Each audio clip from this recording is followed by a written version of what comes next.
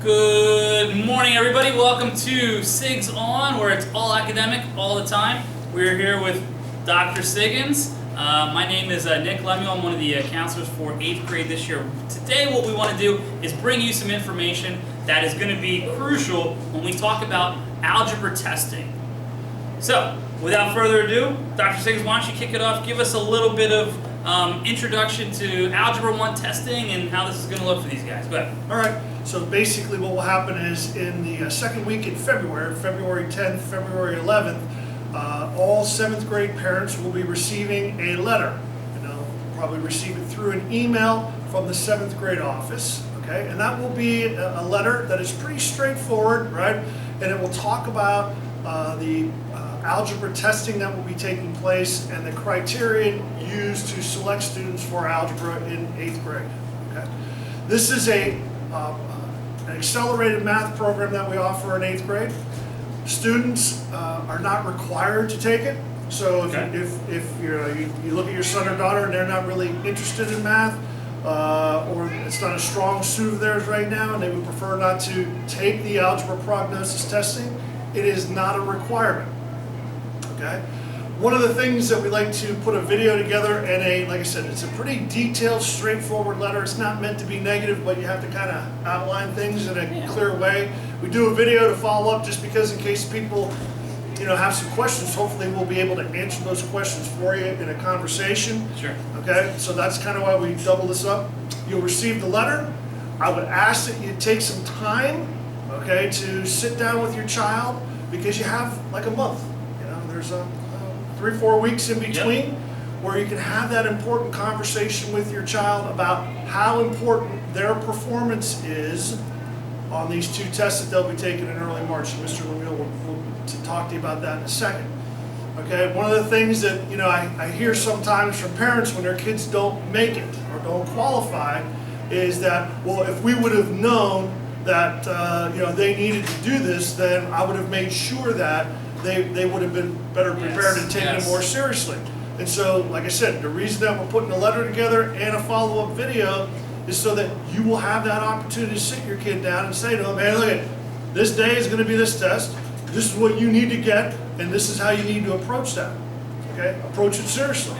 This is what you're taking on this particular day, and this is what you need to get. You need to take that seriously. Okay? So hopefully that conversation will happen. Okay? All right, I appreciate you doing this and being here today. Absolutely. So why don't you just take a second and talk a little bit about the timing of the 7th grade testing and what that testing will look like. Sure. So for your 7th grade student, okay, so you guys are in 7th grade. This is a lot like last year in 6th grade where you took these tests. The numbers and operations is going to be Tuesday, March 3rd. So March 3rd during their math class is when they were going to take the numbers and operations. So this is a 45-minute test. Yes. Okay, and that's going to be the first test given. All students will take this test, whether or not, and Dr. SIGG'S mentioned that earlier, whether or not you want them to move on to algebra in 8th grade, they're still going to take this.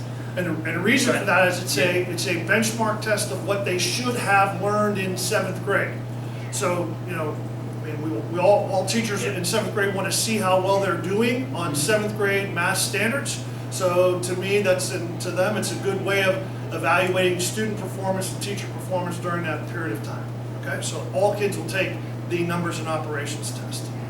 And then on Wednesday, so the next day, they're going to do the Orleans-Hanna test. That's the algebra prognosis test. Is that correct? So this kind of tells the parents, tells the teachers how well a student would do in Algebra 1, right? This is a test that they can opt out on, so they don't have to take this test. Again, this will happen in math class, and that's kind of it. Those are the 2 tests that we're looking for the students to take. Yep. And then once they're done with the test, then what do you guys do? So what we do is we pull their PSSA scores. All right. So we pull PSSA scores from 6th grade. So what they did in 6th grade, we'll look at. We'll also look at their grade point average from their math class, current math class. The last 2 marking periods is what we'll look at. So we'll have 4, if you want to think of it, 4 criteria that we need to hit. So we compile all that data we put it on a nice spreadsheet, okay, and it takes probably from the start time, so from March 3rd, probably takes, I would say, like 4 or 5 weeks to compile everything, to have meetings, to go over the data that's given to us. Okay. So basically what's going to happen is, Mr. Lemuel talked about the fact that you're going to have the the numbers and operations test on March 3rd. This is all in the letter. Yeah. Everybody will take that because it is a 7th grade benchmark assessment. Good information for not only the students in 7th, but also the teachers, right, to see where they, how well they're progressing on the 7th grade standards. And then, if you, are interested in having your child pursue the possibility of being put in Algebra 1 in 8th grade, then the next assessment they would be taking would be the following day, and that is the Orleans-Hannah Algebra Prognosis. It simply says, it's a test that kind of tells us whether or not students at this particular point in time are demonstrating the readiness to be able to deal with the abstract concepts associated with Algebra 1, okay? Once that happens, they'll collate all this information, and then we'll sit down, okay? And then we're going to go through it. We utilize 4 criteria, okay? That we will sit down, we'll have this big spreadsheet, me and the counselors will sit down, we'll just cover up names so we don't know who names are, and we just start going down to make sure that people are hitting certain benchmarks that we have. And those are listed for you in the letter, what students need to get. Okay? And so this has been a compilation of I want to say standards that we use. This has been developed over time. And what we're trying to do is we're trying to get as many kids into Algebra 1 that are demonstrating the skills that they need to be successful. Like, we don't want kids going into Algebra 1 in 7th or 8th grade and get a C or a D in the class. That's what we don't want to see. Okay?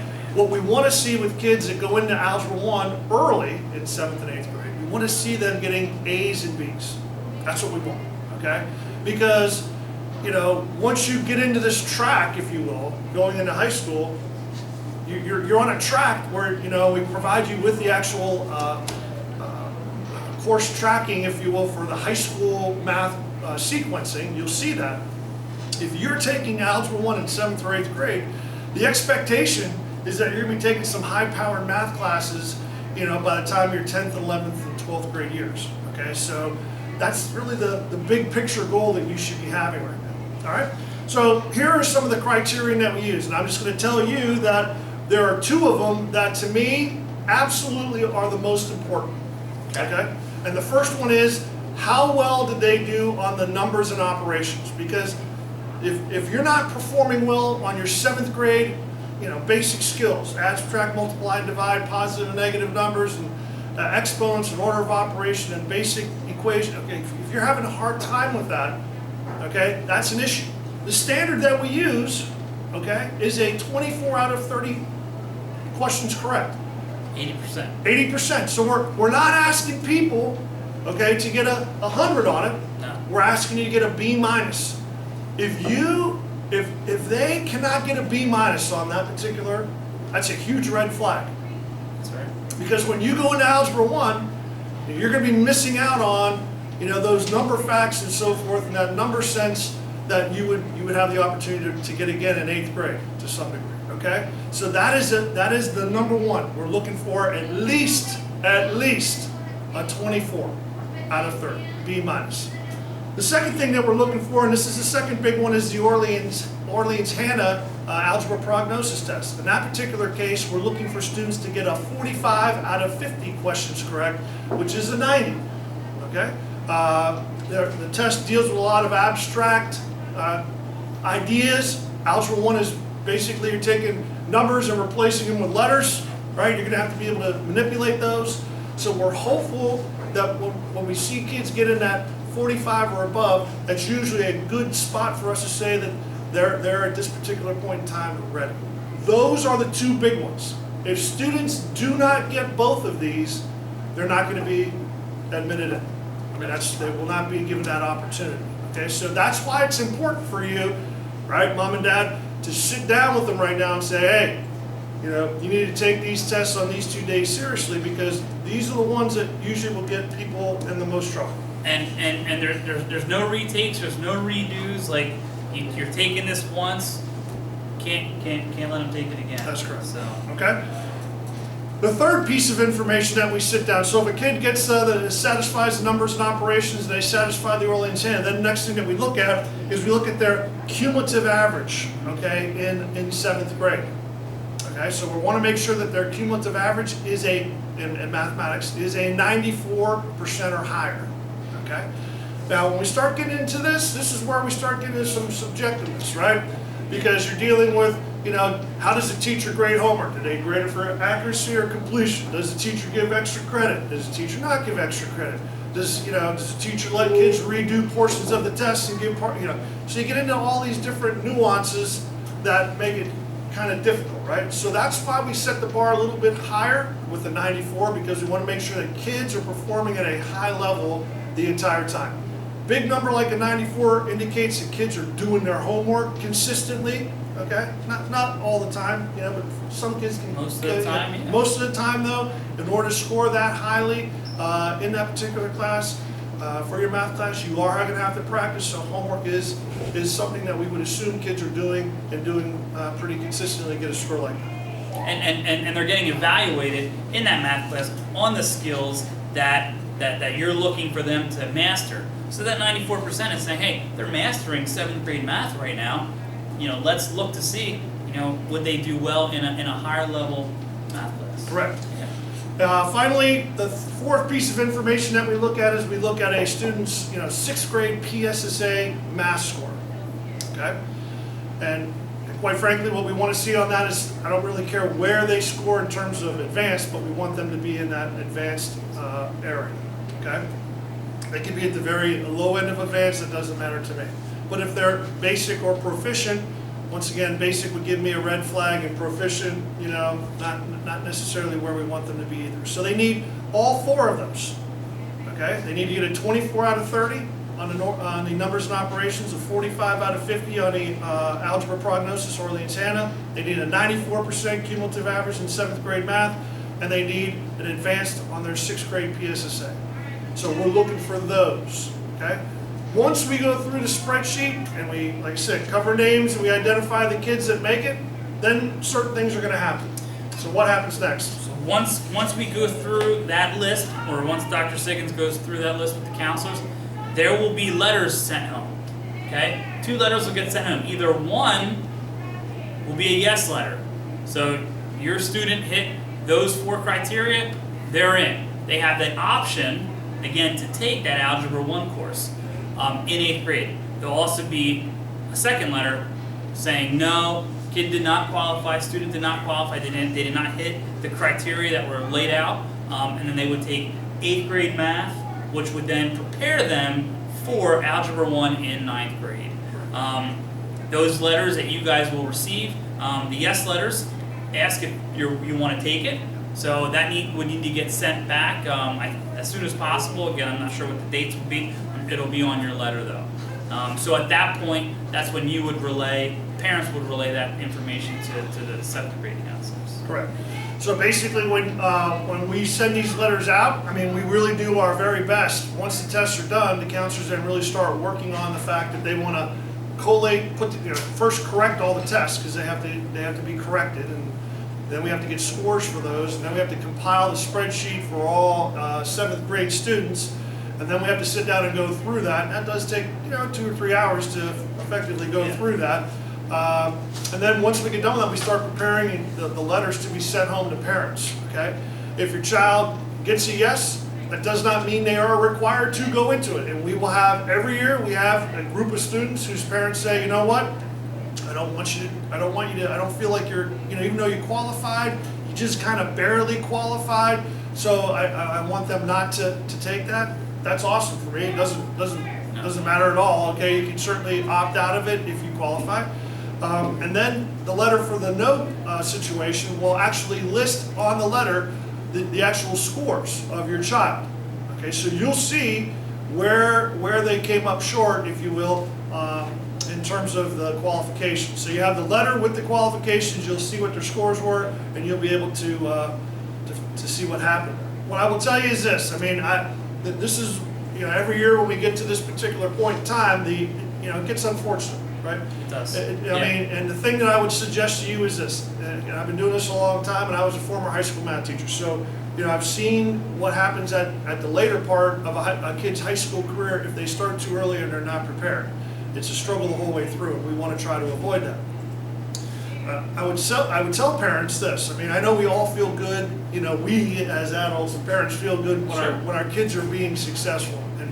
And right now, what you have to understand is that all kids are not ready for Algebra 1 at the same time. Okay, it is very abstract. Okay, it is abstract, and kids are going to be ready to deal with that and deal with that successfully at different points in time. Some were able to do it in 7th grade. Some will be able to do it in 8th grade. And some will be ready, most will be ready to do it in 9th grade, and some still may not. I mean, it's just kind of how it goes. I mean, they're all different at different rates. So, I mean, I know people get upset sometimes. They get, they want their kid in. One of the things I always hear from parents is this, well, my son or daughter is not being challenged in the current math class. Well, when I hear that, okay, then this is why we're giving you this information today in advance on a video. Okay, they need, if they're not being challenged, then they should absolutely do awesome on these tests. Right. Correct. Right. That's hopefully your message to them. Right. Because it's hard for us to sit here, and I always tell parents the best predictor of future performance is current performance. So if they're not getting it done right now, to say that, well, next year I know they're going to turn it on, that doesn't always happen. Okay, that doesn't happen. And 8th grade is going to be harder than 7th. There's no doubt about it. Would you agree with that? Completely. In terms of responsibility in all content areas. Okay, so and that's what I would say to the parents that get the yes letters. Make sure your student is a responsible student. Make sure they have the maturity, because this is a 9th grade higher level course. Just because they have the criteria, just because they meet the criteria, you want to make sure they're student ready as well, not just math ready. So I agree. So the purpose here is not to frighten anybody or talk people out of it. The purpose here is to make sure that you understand that this is the process that we do. You need to have a conversation with your kid. What are the 2 pieces of information that we use 4, but what are the 2 that we're really paying attention to? Those are on March 3rd and March 4th, so you got to make sure they're ready to go on that. Okay, we're outlining to you our process, okay, and it's been quite successful. I mean, it really has. I mean, we do, I think, a pretty good job of making sure that the kids that are taking Algebra 1 in 7th and 8th grade are truly prepared to take it at that particular point in time. All right? All right, with that, I think we're good. if you guys have any questions after you guys get the letter, you can contact the counselors, the 7th grade counselors, Mrs. Flynn and Mrs. McCarter. They will be more than happy to answer your questions. But for right now, thank you guys for joining us. I'm here with Dr. SIGG'S. My name's Nick Lemuel. Thanks for joining us on SIGG'S On, where it's all academic all the time.